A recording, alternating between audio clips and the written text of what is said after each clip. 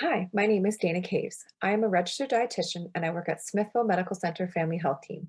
I've partnered up with West Lincoln Public Library in Smithville to be able to answer questions from the community about nutrition. So today's question is, are all over-the-counter vitamins the same? What's the difference between generic versus the name brand?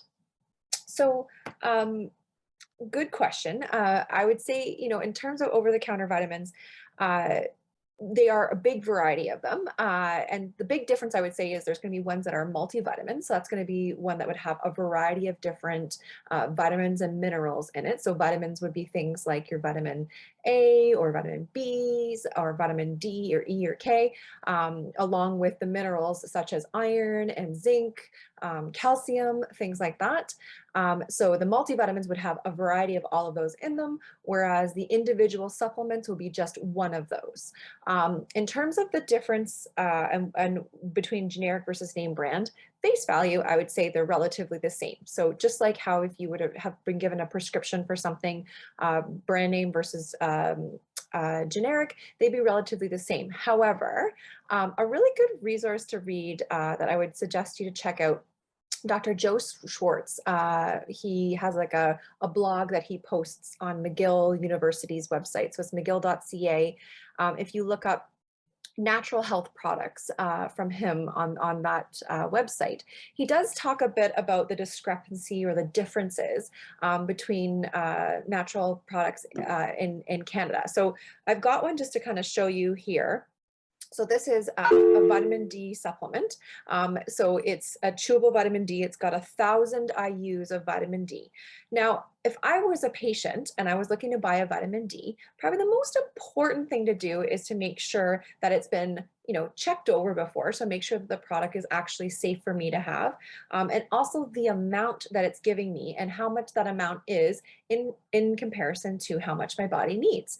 So what Health Canada has done is they've created something called a natural product number. So what it is, you'll see at the bottom, I don't think I can get you to see this, very, very tiny numbers, no, I can't see it, is the NPN number, which means that it has been approved by Health Canada.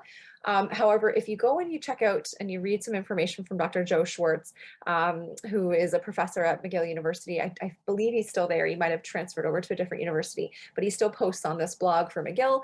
And he discusses about, just because it's been approved by Health Canada doesn't mean it's actually beneficial to you. There's lots of supplements on the market that have been approved but may or may not be actually beneficial for you to take. So my guidance would come around to, talking to your dietitian or your doctor about if there is any specific vitamin that you should be taking, and if so, how much. So that how much question, you can actually find out more information about this. It's on Health Canada's website. It's called the DRIs, or the dietary reference intakes. And you can find out how much of each vitamin you need on those tables, which has been established by Health Canada. So for myself, how much vitamin D I need in a day, I need 600 IUs of vitamin D a day, whereas this bottle would provide me, each one of the ones that I would take would give me 1,000. So the question would come down to, is 1,000 too much? Could it get to a dangerously high level if I take 1,000 versus the 600 that I need? The other question you want to ask yourself is, how much does my diet give me? Am I already getting how much I need from my diet? So obviously, as a dietitian, I will tell you that it's best to try to get your nutritional needs in through your diet. But definitely in some populations, for example, anybody over the age of 50 in Health Canada, or everybody over the age of 50 in Canada is encouraged to take a vitamin D supplement because of our risk of having low levels of vitamin D. We're in a northern climate. We're not outside as often, and it would be best for that population to start taking a vitamin D.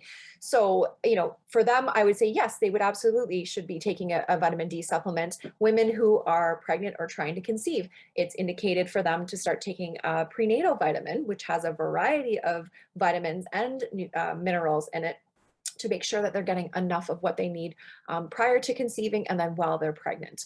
So just making sure that their nutrition is good enough So it helps them fortify their intake of folic acid, also helps support them with iron, which is actually really hard to achieve. To reach the amount of iron they need to eat in a day, just with diet alone, it would be a good idea to take a supplement, which is why it is our guidelines.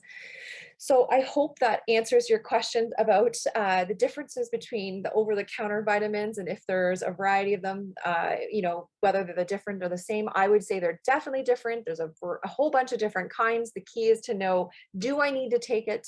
How much do I need to take? What is considered too much?